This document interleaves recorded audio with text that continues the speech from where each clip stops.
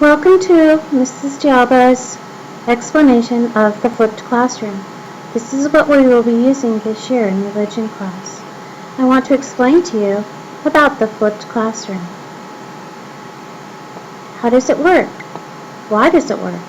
The most important thing about the flipped classroom is that the passive learning that occurred once within the classroom now occurs at home, so active learning and higher levels of thinking can occur with the teacher as facilitator, as students, as part of the learning process. In a flipped classroom, we take note-taking and PowerPoints and lecture, and we send that part home so that within the classroom, we can do a lot of fun things. Some of the fun things we'll be doing are learning in faith groups,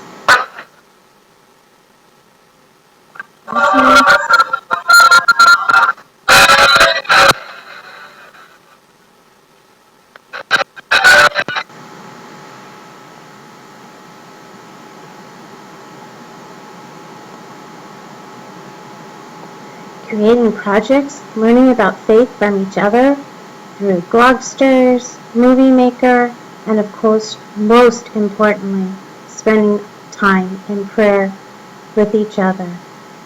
These are some of the things we will be doing during our active learning within the classroom. Why does it work? Why are we changing it? Do you remember when this was everything that you used during your school day?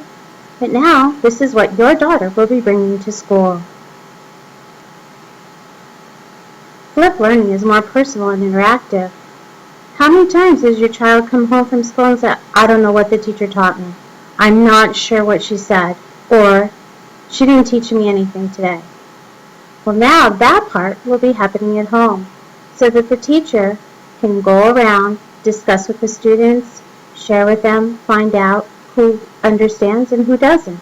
Also, the student, if they are a slower learner, can replay the video several times without the embarrassment of their classmates knowing that they didn't get it the first time, maybe not even the second time. If they're not a fast note taker, they won't have to stress and worry and not be able to listen to the discussion because the discussion part will be stress-free. Flipped education. We can do videos. We build relationships. Most importantly, we create critical thinkers. We work in collaboration. We're able to do tutorials. Quizzes are at home. Can be individualized if necessary. Able to differentiate education. Here's an example from Harvard University of the foremost authority on flipped learning. I will play a couple moments of it, but I would like you to listen to it at your leisure. Here he is. He's just did an experiment. Now is time to discuss it amongst themselves, which is a very important part of flipped learning, learning from each other and the teacher. Drawing conclusions. Please listen to the whole thing if you're interested.